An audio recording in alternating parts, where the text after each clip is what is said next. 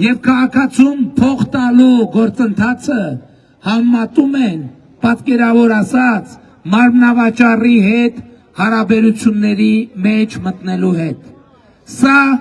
իրական պատկեր է եւ շատ հաջորդ ամենահատկանշականը այն է, որ այդ մարդիկ իբր մեզնից պաշտպանում են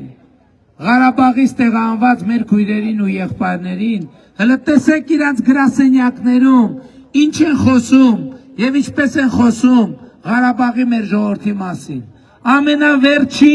Ամենավերջին լկտի եւ սանձարցակ սեռական բնույթի բառապաշարով